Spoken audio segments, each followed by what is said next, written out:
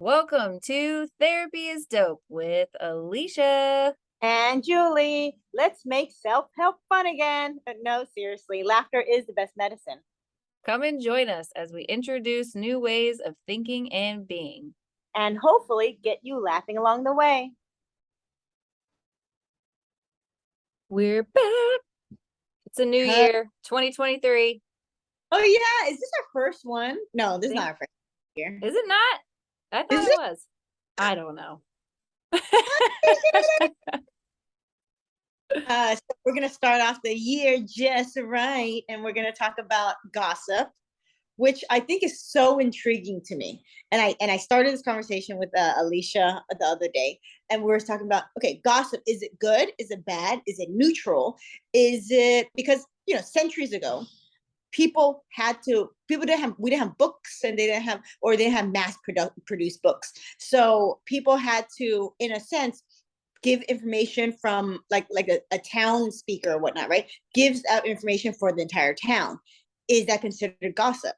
And fake news on vlogs and this, and even in the in newspapers that are not factually correct, are still in it. Is that considered gossip? Why are Mm. we on gossip? Why do we get turned on by negative gossip so much more than we get turned on by positive gossip? Ooh, these are such evolutionary questions.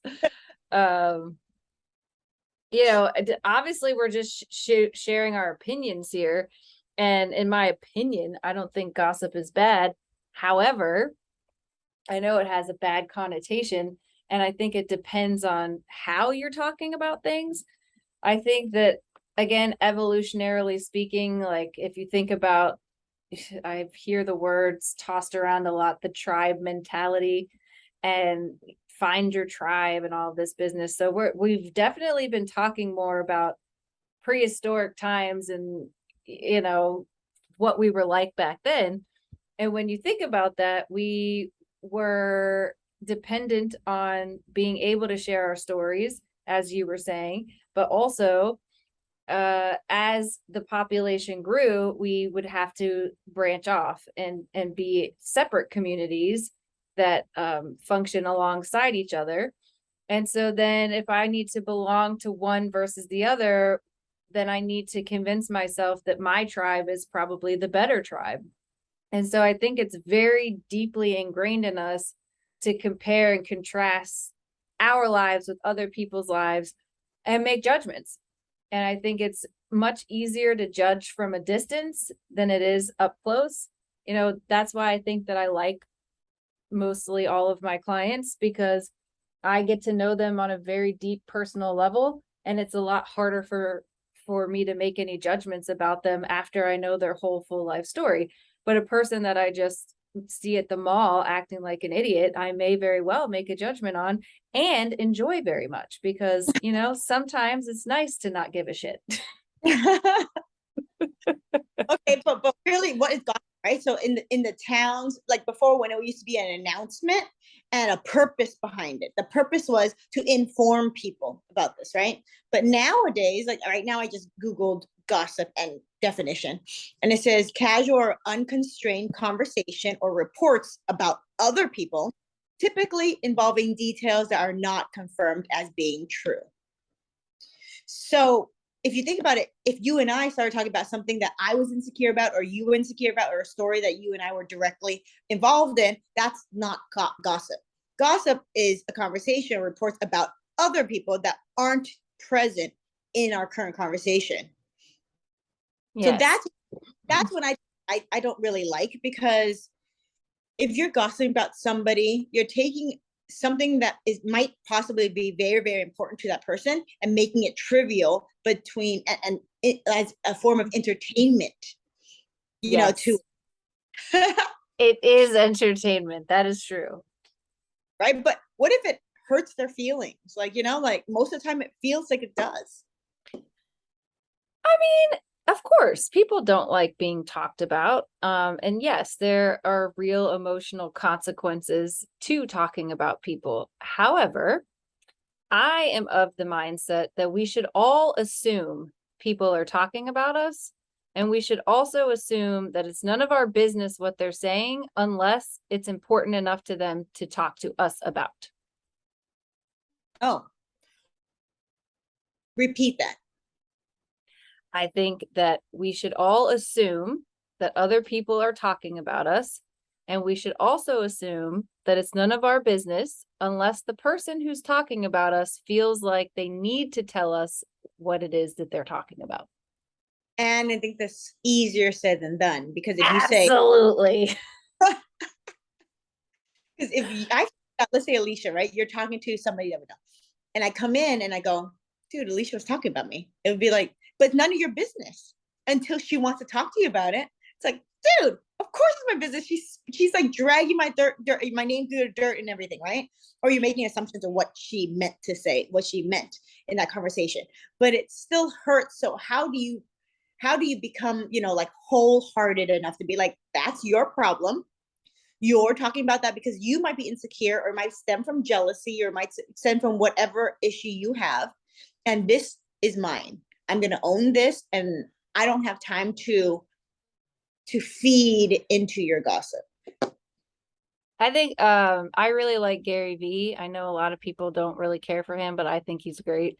And I saw an interview with him once where he was saying, of course it's going to hurt your feelings. If somebody's saying something negative about you and you find out, of course it's going to hurt your feelings. But a real boss bitch, basically, he doesn't say it like that, but a real boss bitch is going to not let that dictate the rest of their day. So like, yes, it hurts my feelings and I might need to process it later, but like, I'm gonna put that to the side right now and get my hustle on and still do my thing and not let you impact how I function as a person. So I don't think there's a way to avoid your feelings getting hurt, except if you don't hear it. And I know a lot of celebrities say that they try not to read the tabloids and they try not to read the Twitter posts about them and things like that, because it can be really hurtful and it can be really overwhelming. Yeah.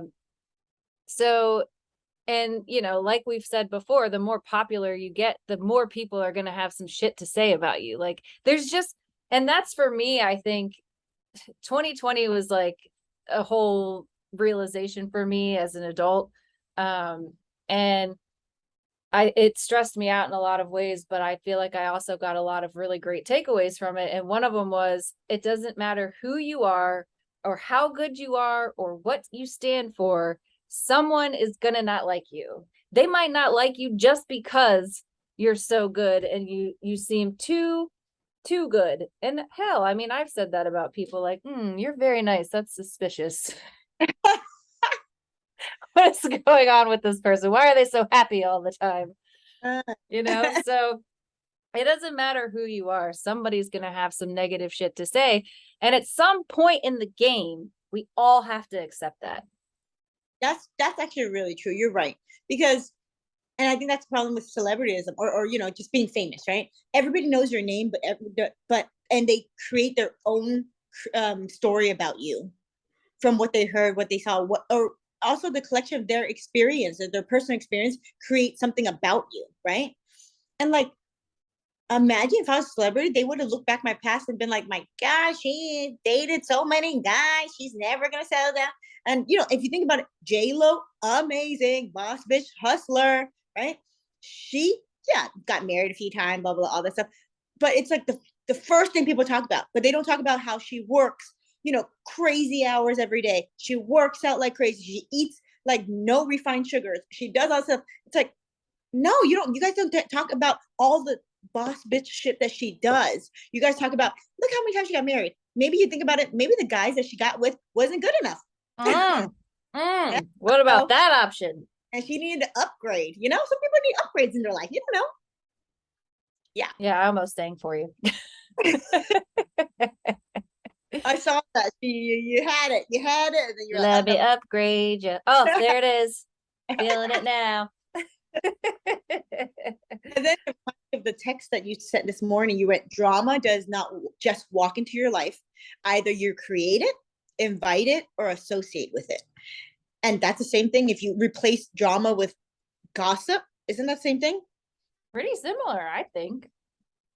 So following Gary Vee, it's like, yeah, that hurts, but also know who it came from, what collection experiences or traumas that person came from. Because if you said something, I know that I was like, that must be, it must be something like I must have misconstrued it or misunderstood it incorrectly. I would have reached out to you directly and been like, hey, Alicia, I heard this. Is that true? And I know, I right? appreciate that so much. There was a time, this was a years ago. I don't know if it's still evident on my Facebook page. Oh, I think I deleted it, so probably not. But I had created a business Facebook page and I was making posts, this was before social media was like really what it is now. But it was, it was still popular. Facebook was still a thing. And I made a post saying, I wanted to make a public service announcement that I kept hearing people say two things were trends. And I wanted to clarify that I did not think they were trends. And one of them was being suicidal. And the other one was being transgender. Well, the transgender community misinterpreted what I wrote and went crazy on my Facebook page. And they started calling me transphobic and they left me bad reviews and they made all these nasty comments. And it happened like overnight. Like I was like, whoa, what just happened on my page? Like, why do I have 50 notifications? And one guy or trans person, I actually don't even remember which gender the person identified as. But one person reached out to me and asked me, what did you mean? And I was like, thank you so much for asking me that question because no one else gave me that opportunity to explain what I meant. Like maybe I didn't word it well enough and it sounded like I was transphobic, but that is the opposite of what I was trying to say. And I really appreciated that one person asking me, what did you mean? Yeah.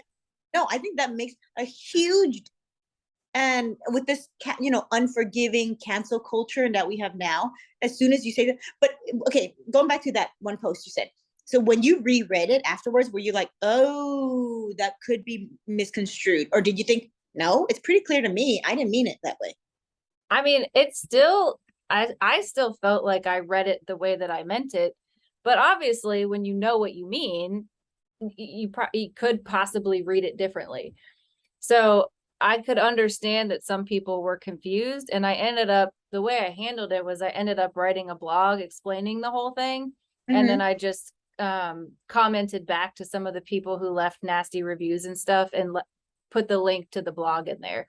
So I don't know if they ever read it or if they cared, but that's how I handled it. That's a good way of handling it. It's like, hey, instead of attacking, right? Or instead of feeling defensive or feel insecure or feeling, hey, I don't like this. This makes me feel uncomfortable. I want to X, Y, and Z. Yeah. Yeah. I didn't mean to offend anyone, of course. I don't know. I'm sure there are times in my life when I have meant to offend people, but in that particular instance, I was not trying to offend anyone.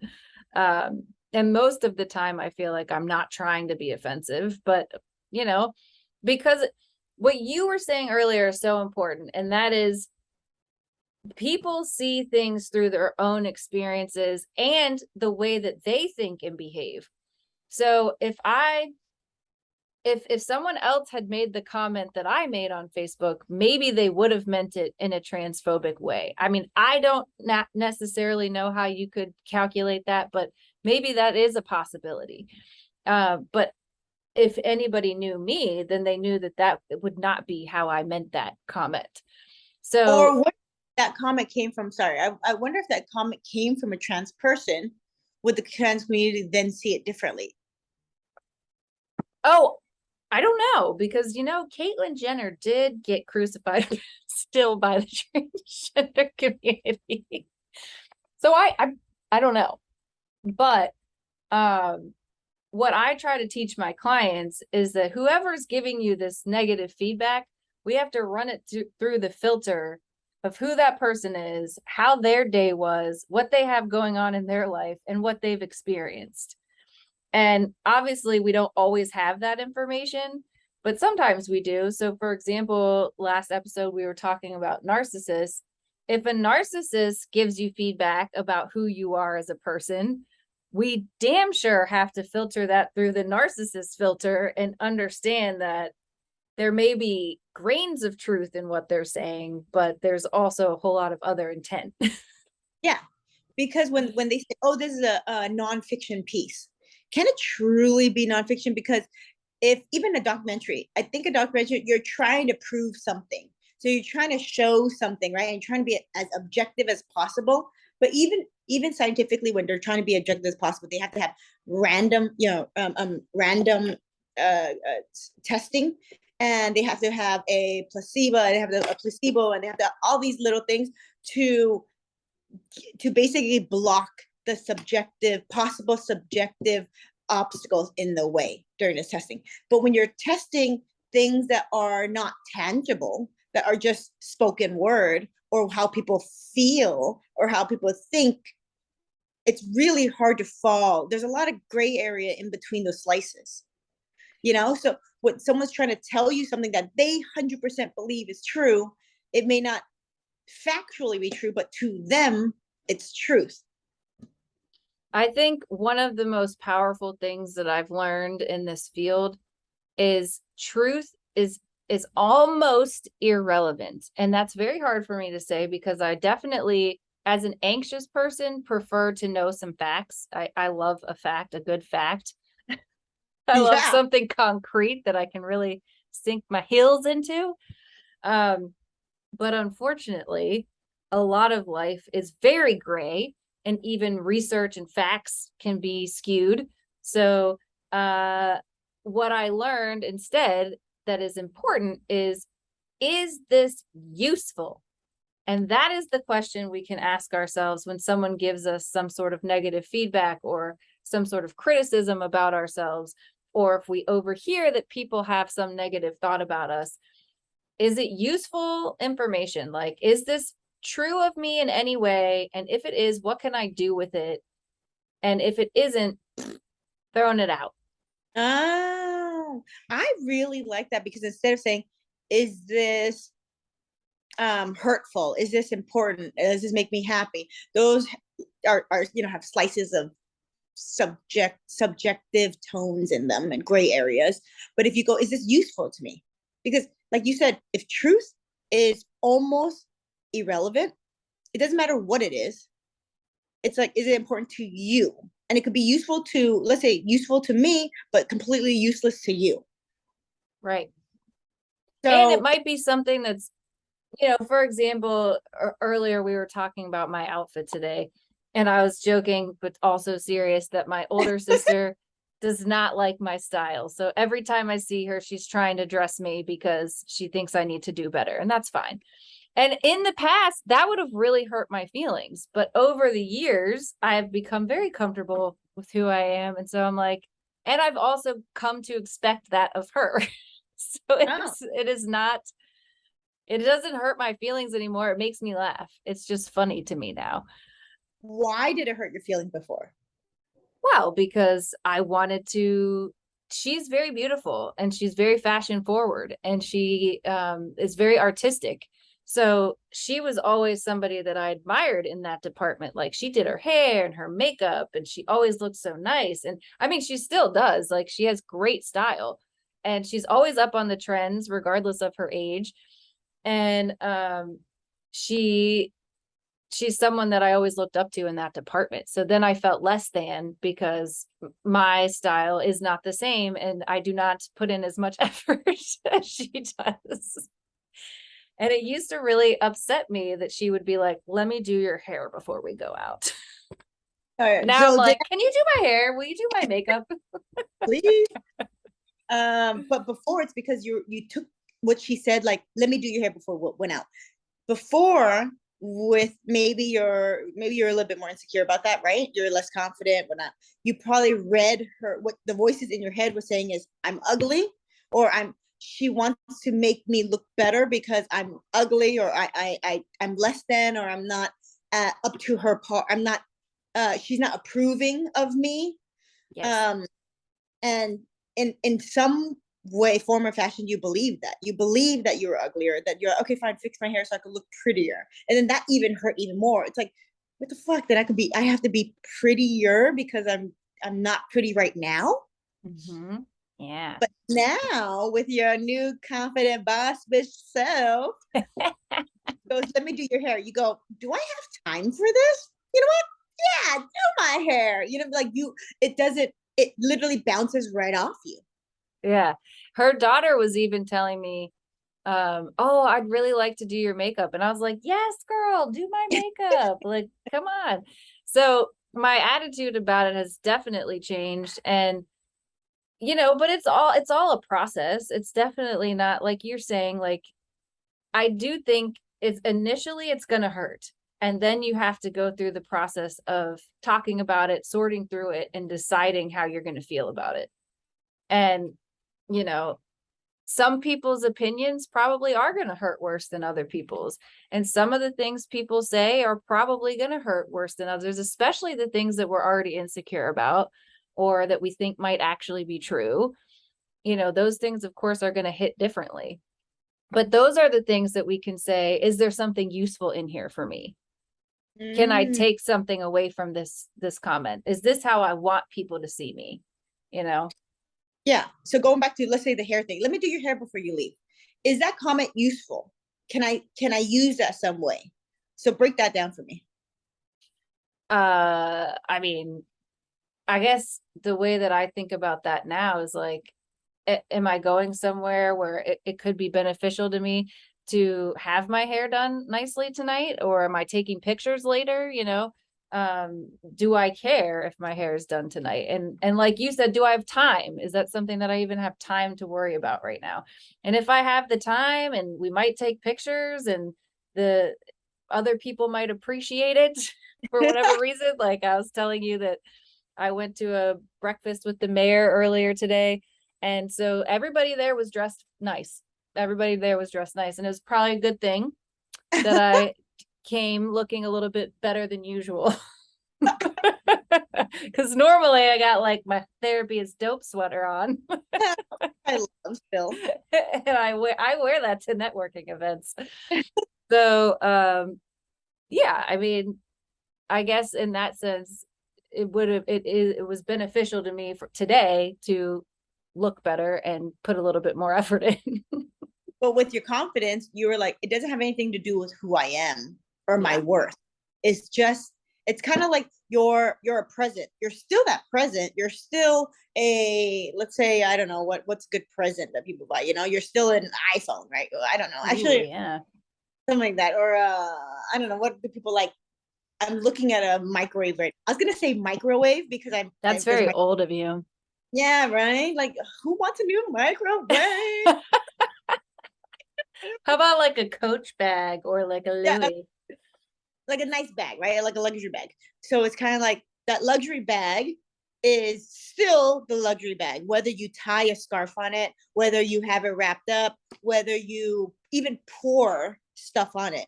It's still the bag, the original bag is still there. The it's still intact, right? Mm-hmm. I think people need to understand that we're all, Ferraris, we're all luxury bags, we're all Mm-hmm. these beautiful things, but we think we're not because sometimes we're packaged in a used box or we're being shipped so the cardboard got dropped in mud and blah blah blah. It doesn't matter. We essentially forget who we are because of other external factors that have nothing to do with us. Yeah. There's a documentary. Well, I don't know if you can really call it a documentary, but it was the Netflix interview that Jonah Hill did with his therapist. Did you watch Oh that? yeah, I heard about that. I really want to watch it. It was good. I thought it was really good. Just the way that his therapist explains things is different. Like the way he explains it is a more creative way than I've heard before. And I liked the way that he thinks about things and kind of puts them together. But he explains this thing that we all have, and he calls it part X. And he says part X is the part of you that criticizes yourself, essentially. And it's the part of you that says, maybe I'm not good enough. Like maybe I'm a fraud. Maybe I'm worthless or, whatever. And he was saying that we all have that part of ourselves, and basically it never goes away, but the goal is to spend less time believing it and stuck in it. I love that. Because it's still going to be there. It's spending less time investing in it and dwelling in it. And there's another quote I remember, something about like, don't pay your rent in your head on this stuff. You know what I mean? Like, Oh just yeah. don't stick with it. Because if you keep thinking, oh my gosh, she did my hair, my sister did my hair because I'm ugly. Oh, my sister did my hair because she didn't think I was worthy enough to go out, or she thinks that I didn't look that cute, or blah blah blah. You keep ruminating in this, and you're thinking about it, and you're marinating. Think about that, like a steak marinating in this disgusting sauce. It's just gonna seep into the sauce, and at the end of the day, you're like, this steak sucks. you know Yeah. sit there. Yeah. Yeah, and it can consume us, and it can make us the thing that we fear. Meaning, if it can totally consume you, then it gets to the point where now I can't get out of bed, and now I can't fulfill my expectations or function as a functioning member of society. And so now I actually am like proving to myself that this is true about me. And it's just a mood. It's just a mood. It's not who you are. Then imagine you're in that mood, and then someone tells you something about somebody else, and then you start gossiping because you don't want to pay attention to yourself, and you're really already in this mood. That's where it starts. It may very well. I mean, again, I think it's very natural in us to compare and contrast and judge. And I think it's always probably going to be a part of our society. I mean, people hope for world peace, but I don't think that's within human nature. I mean, who knows? I could be wrong, but I just don't see that happening for us. Um, and so I think the best course of action is for us to just accept that gossip happens and that we are probably a subject. And, you know, I used to do trainings, and when I would be standing up in front of everybody, I would sometimes get distracted by, oh God, what are they thinking about me? And I had to push that thought out of my head because A, it's so distracting. I couldn't focus on what the hell I was trying to say. And B, it isn't my business. Like, I'm sure that they're staring at me all day long. So I'm sure you're thinking something, but I'm just going to tell myself, because it's useful to me. I'm going to tell myself, y'all are thinking, wow, what pretty eyes she has. They're probably thinking that, Alicia. I think that every time we talk. They're thinking this girl is so cool, and that makes me feel better and gets me through my presentation. Do you really think that? Do you literally say to your head, oh, they think I'm cool. All right. I mean, I do use humor a lot. So when I get a good laugh out of people, I'm like, yes, winning. Just one more. I love that. And I think that's why there's so many things that could easily be addicted. Like stand comedians. Yeah. When they get laugh, they're like, oh yeah, I'm great. It's a high, I'm sure. I mean, I think they describe it that way. Yeah. And even like Justin Bieber and whatever, they're like, it's such a high to be in front of people and have this whole crowd of people just like screaming for you. It's so happy. Like, yeah, I'm sure. Of course, and like professional athletes, they walk in the field, they're like, whoa. Yeah. Imagine, okay, so actually it's so funny that you brought that up, because I was talking about that about my niece. So every time my niece comes into the house, my parents' house, we scream her name. We're like, the baby's here, because she's the first baby of our family. And we're like, the baby's here, the baby's here. Wash your hands, everyone. Let's take turns grabbing the baby. And she's so adorable. She's so cute. And I was like, man, this is how celebrity feels. This is how famous feels. And that's why it's so addictive, right? And it's like you walk anywhere, people think this for decades. Like, oh my God, Alicia's here. Like everywhere you went, Alicia, everybody I can imagine that. Okay. Um so now it's gonna be a new definition. You doing your hair. People are gonna be, you do your hair. Like, course. People are gonna see me all day. Please. Eh. I really want to reach Michelle Obama status where somebody's doing my hair 2 to 3 times a day. Times a day? No. I saw an interview where she said that she would have to get her hair done 2 or 3 times a day sometimes. Why? Okay, she's Uh, yeah, because I guess she was like all over the place, and oh, I it don't falls. know. Redo it Yeah, or something. Imagine the yeah, just heat. like touch-ups. Oh, okay, okay. I guess that makes sense. Yeah, she said that she would have to wear like different wigs and stuff because her natural hair would have been fried if she just kept it natural the whole time.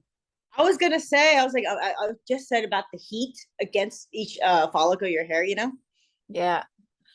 Yeah. But along the lines of what we're talking about, my father was a preacher, so growing up, I did kind of have celebrity status, in a very minor Eh, way, in the sense that like everybody at the church knew me as the preacher's daughter, and like if we went somewhere else, I was his daughter. So people just gave you a different kind of attention as the preacher's daughter.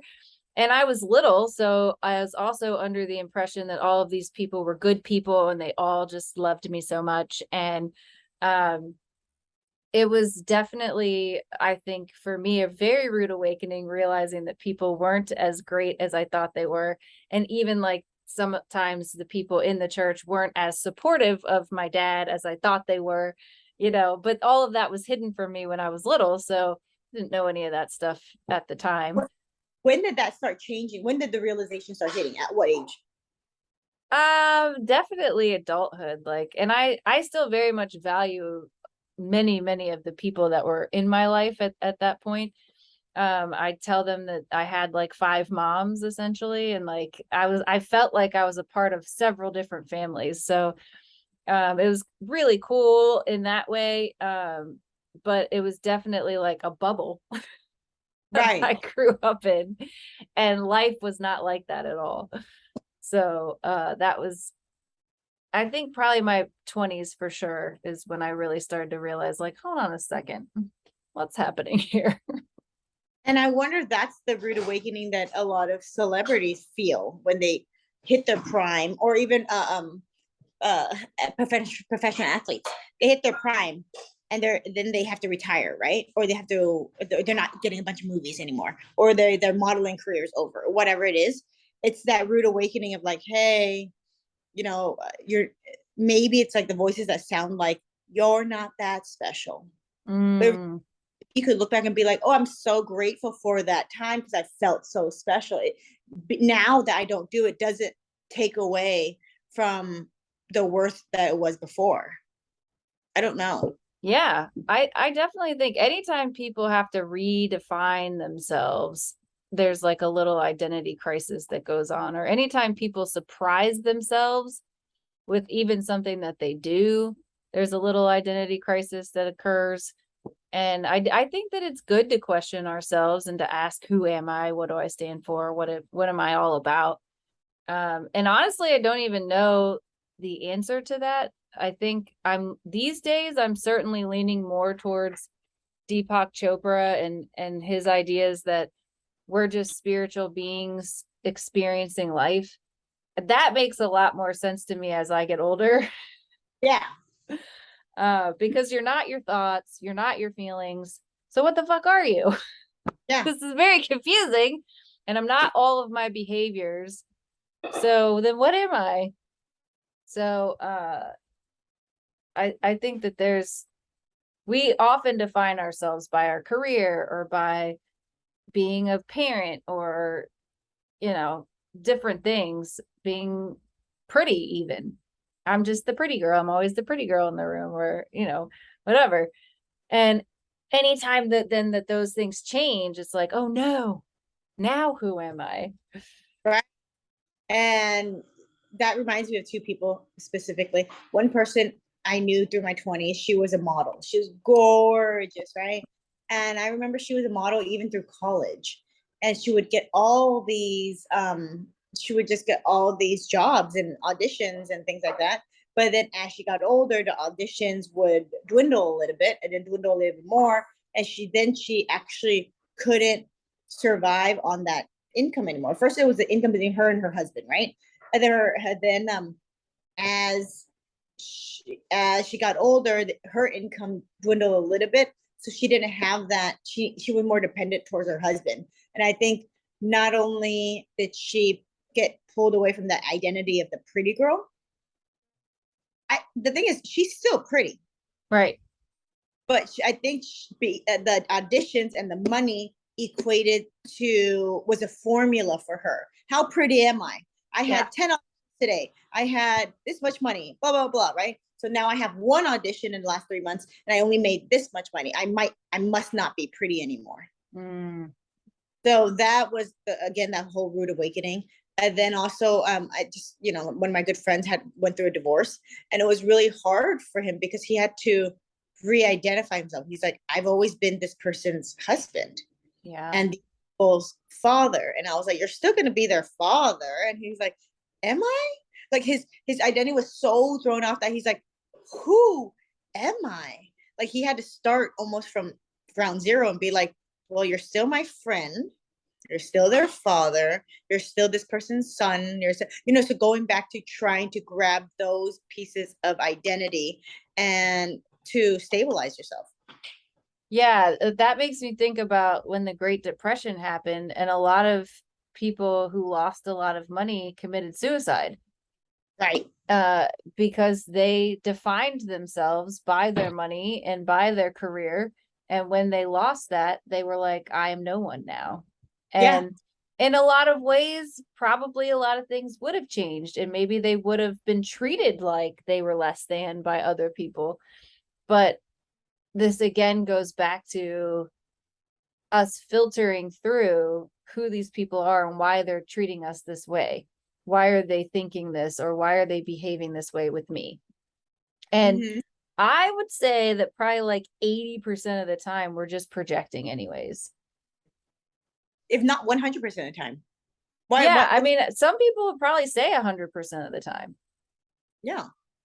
Because aren't you always projecting, even if you're trying not to? You Probably.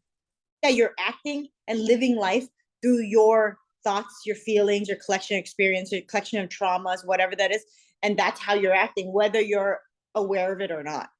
Yeah, I guess that's kind of similar to like being racist or being biased. Like we all have a little bit of racism in us. We all have a little bit of bias in us. You can't ever be 100% unbiased in a situation. Like that's just not going to happen. So the best thing we can do is be aware of our racist thoughts or bias, whatever it may be. Yeah. And it's, I know race is very sticky right now to say that, but whatever that bias is, it could be bias against race or sex or gender or even for income.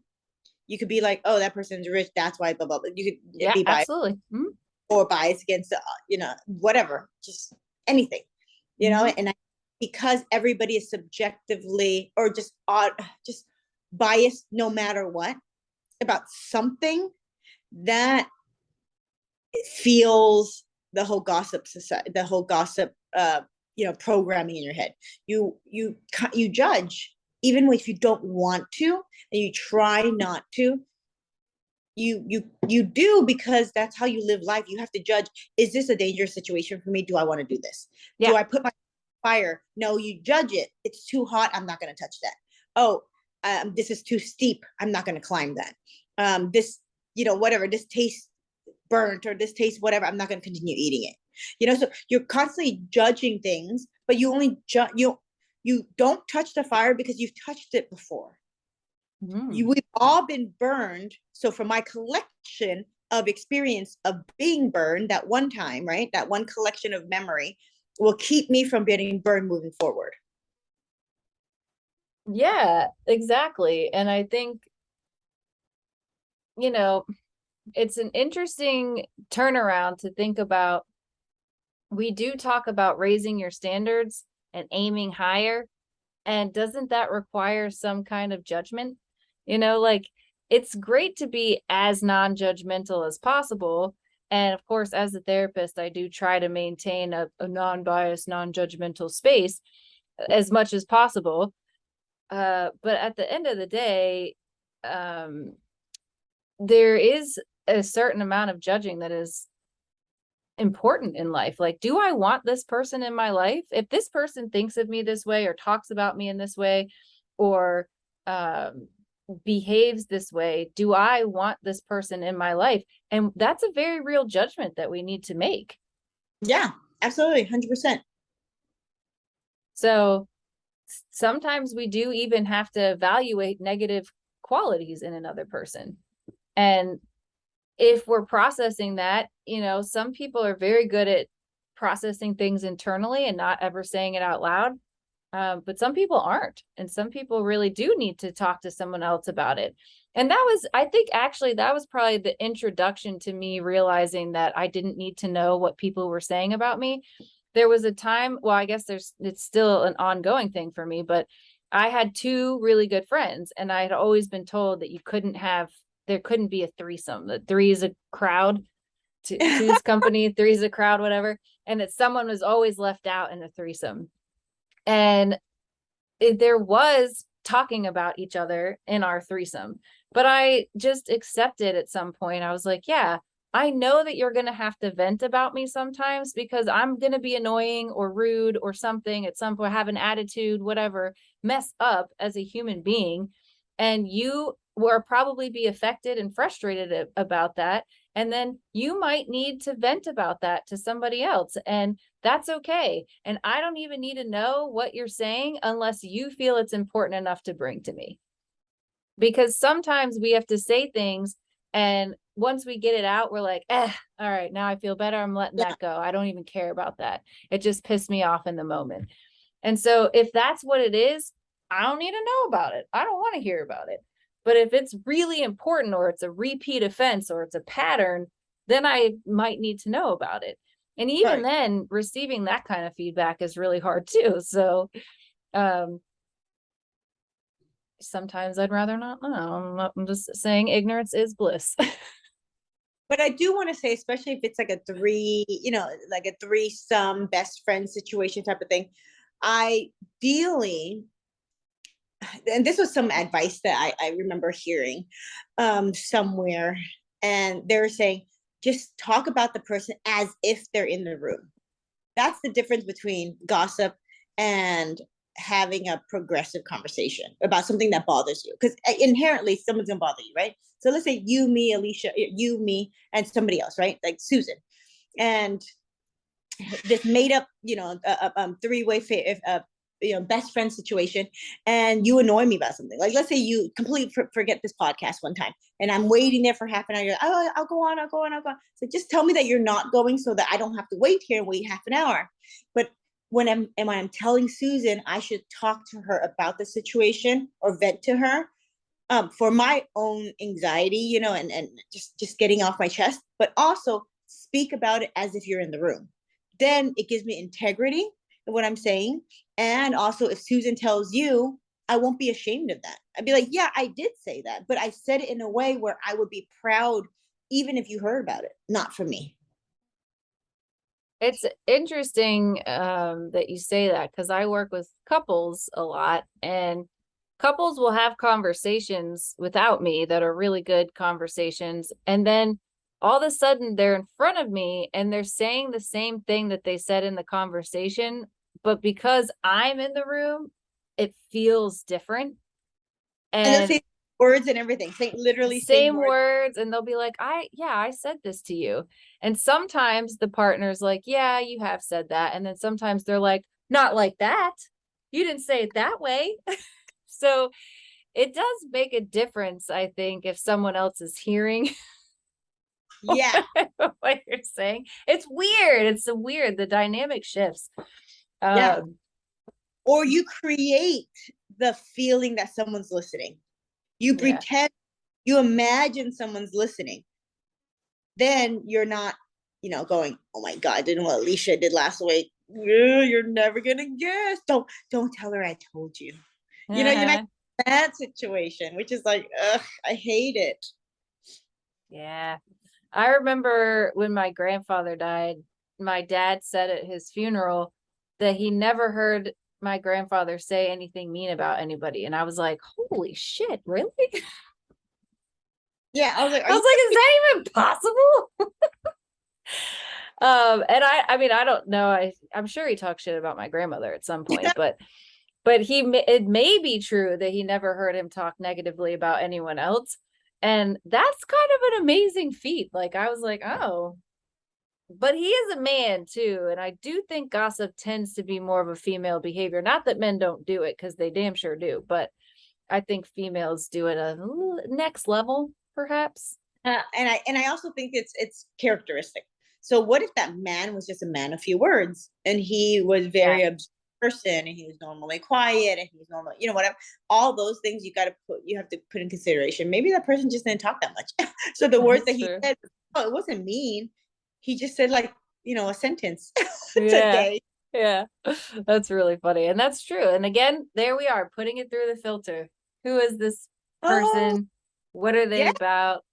Like, trying to evaluate it on a broader, in a bigger picture than just exactly what was spoken. Yeah.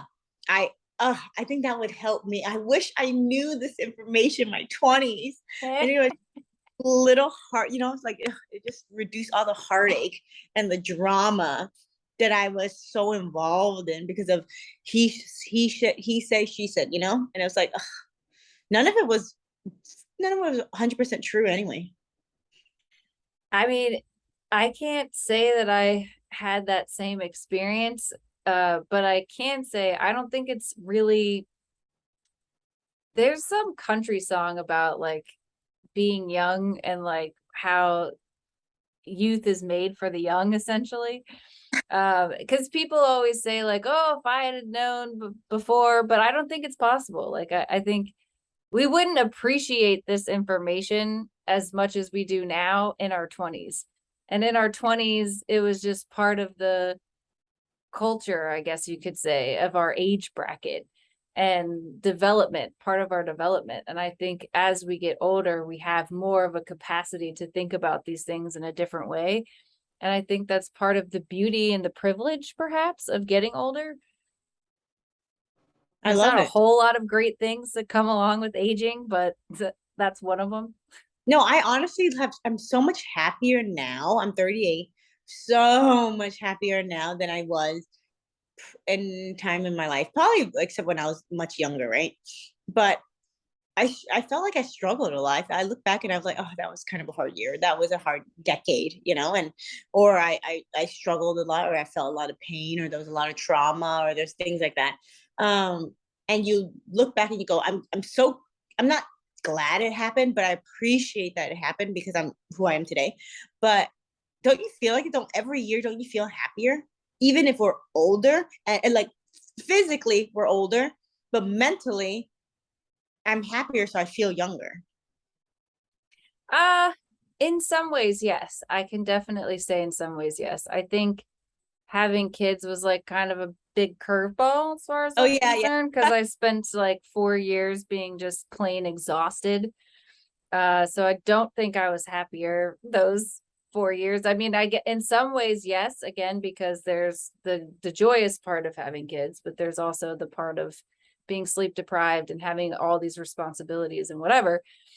So yes and no. I definitely, a lot of things have changed in my life over as I've aged. And I in my head, I still think that I'm 25. Like, I still see myself as that 25-year-old. And sometimes I look in the mirror and I'm like, who, this isn't the way I thought I looked. And I've heard other people who are even older say the same thing. Like, they'll catch a glimpse of themselves in the mirror and be like, oh my God, when did my hair go gray? Yeah. No, So it's so true. There's some people are like, I feel like a 35-year-old. I really feel, and they're like 55 or 45 or like not close to not like 36, not 38, not for like decades older. I've been like, no, aren't we the same age? I feel like we're the same. Like, no, yeah. dude, you're not. Yeah, I love working with clients that are in their 20s. And I always feel like we're a similar age. And then I'll say things like, one time I asked a client, yeah, you remember where you were during September 11th, right? And he was like, no, I wasn't born. And I was like, oh, no, I knew that. No, it's, yeah, of course. Yeah, Of course you weren't. that was 2001, right? Yeah. Oh my God, you have clients that are born after 2001? Yeah. Mhm. See, that's crazy. That goes back to, I also thought I feel like I'm 25 too. Like, really? People exist after 2001? What do they sound like? There was a time too when I asked the client, I was like, oh God, I want to make a Friends reference, but I don't know if you've even watched Friends. And luckily Friends is like one of those shows that's kind of crossed Oh, barriers. So nice. people do know Friends for the most part, but I was like, oh no, have you even seen Friends? Please tell me I'm relatable some way, please. Even earlier today, I was talking to a client about online dating. And I did online dating in my 20s, but we didn't have apps back then. Like I didn't even know what an app was. So it was all on a website. And like you would have to log into the website to check things. It's very different now. I didn't online date back then. I only online dated after there were apps. Before that, when it was just website based, then you're gonna have to constantly be logging on to check it because you don't know if there's a notification for a message or whatever, right? I think you got emails. You got emails of like if you got a yeah. But you didn't have smartphones. So you didn't know if you had an email or not. I don't remember. I don't remember exactly, to be honest. Oh, maybe I was on my email at work or something. Like I feel like I was like still like keeping a pulse on what was going on, but I probably wasn't responding to the email until I got home from work, you know. Right. Rock actually brought this up in one of his stand comedy specials. He said, before we had all day to miss somebody, right? So we like good night, like good morning, hey, I'm gonna work, love you, mwah, kiss, bye, and then you leave. And he said you literally leave, zero contact. You live life. So when you come home, you have life to share. And now you leave, but it's hey, calling. So I know exactly what you're doing when you're not here. He's like, we don't have time to miss each other anymore. We don't get those moments of like, hey, I want to share this with you. He's like, oh, because you were basically there. Yeah, and I used to joke with my clients because Drake wrote that song. I think it was about Rihanna. And in the song he says, as soon as you get the text, reply me. And I was like, first of all, he's thirsty. And second, that is an unrealistic expectation, sir. What if my phone is not right beside me? But this is a conversation that sadly I have to have with people because it's become the expectation that as soon as you get the text, you should reply. And that's just not always realistic.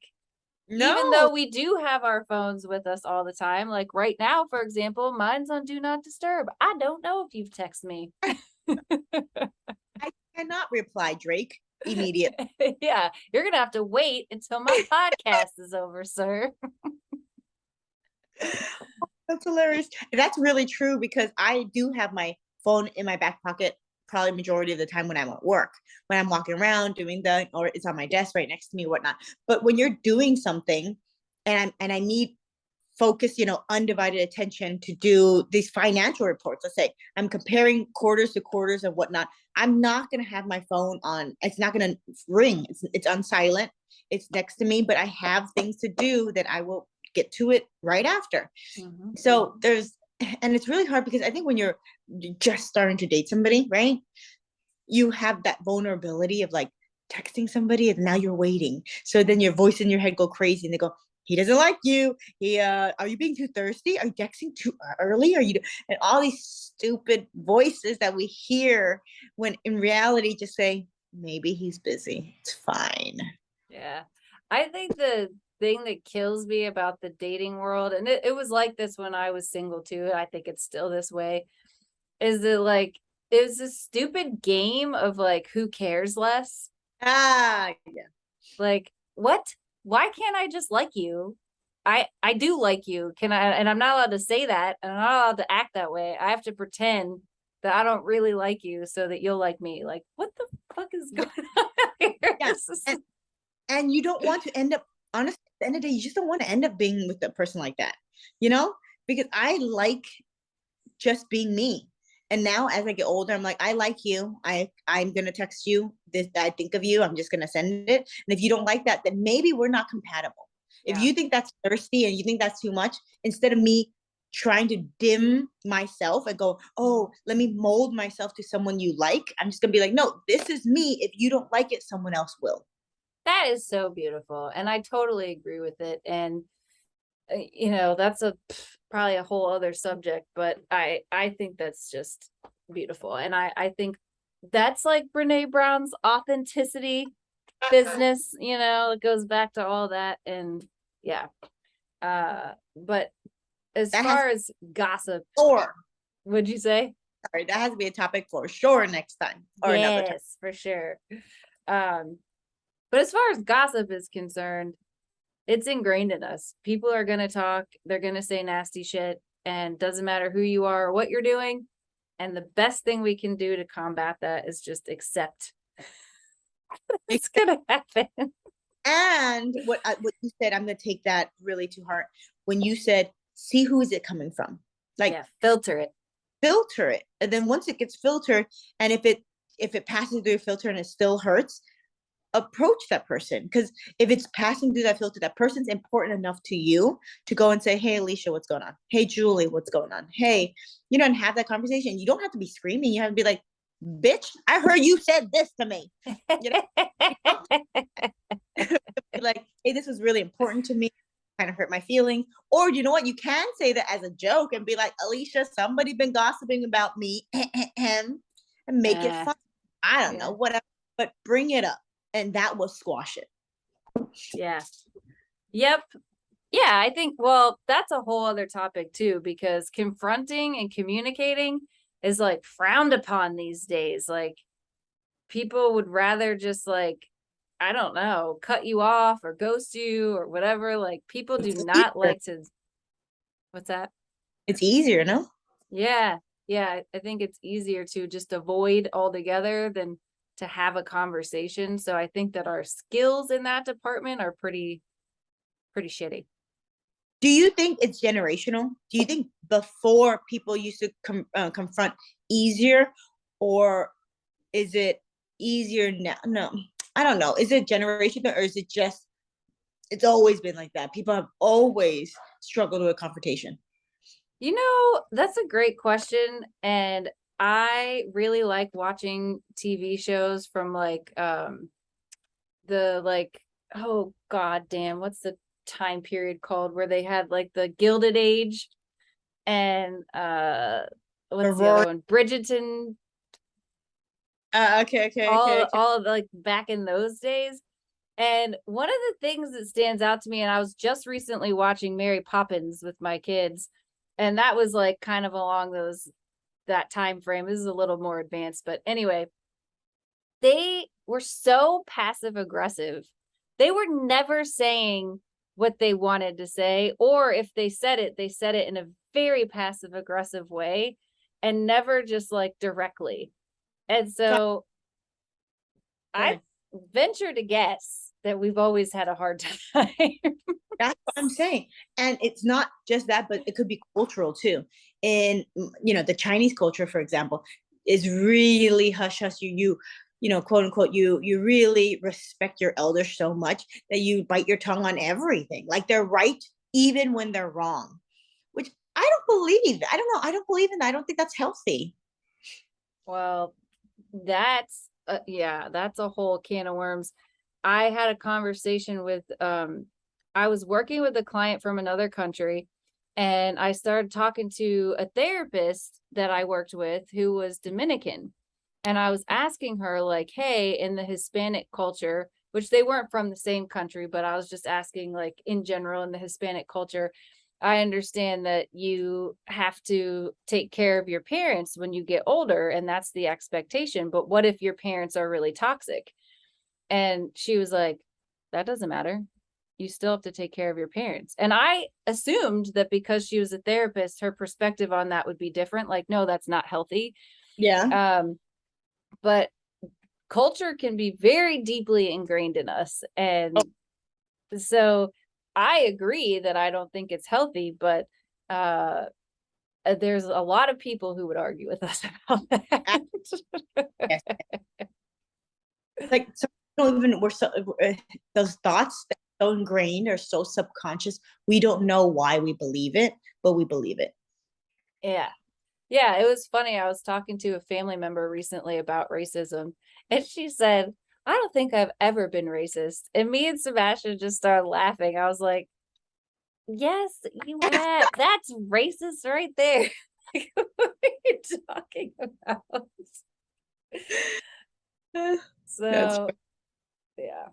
Anyway, the the way that we can be downright delusional based on whatever's been ingrained in us. yeah. So just remember that when you're going through the filter, some people might not even mean it.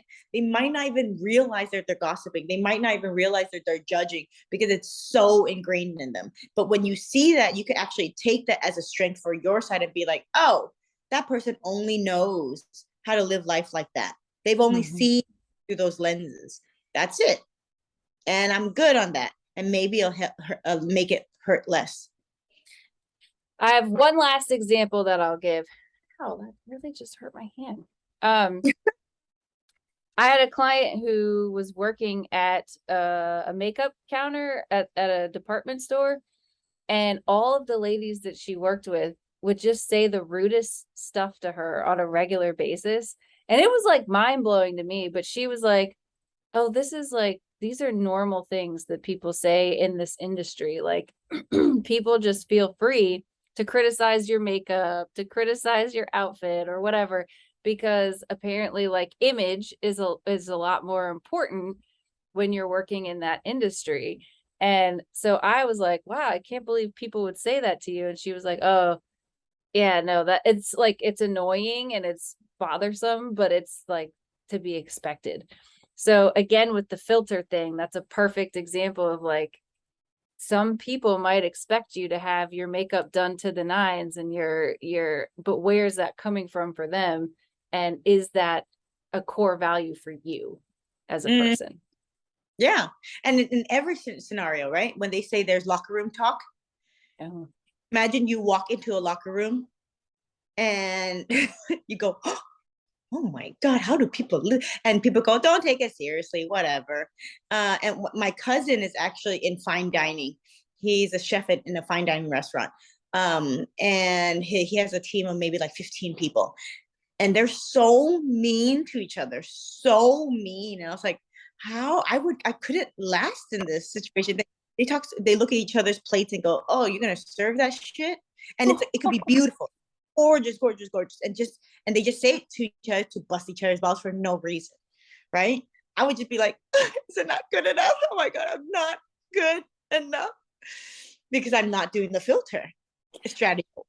And I know I've mentioned gender differences a few times, and I know that people don't like when I do that, but I will mention again too that I think men tend to talk to each other rude like that and not take it personally at all. Like it's just like funny to them.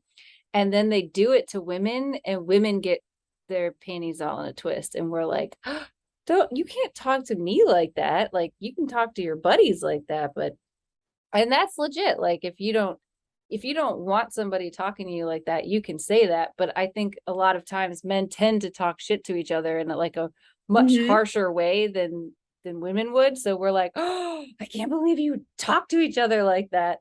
And they're like, whatever. Yeah. So Same thing.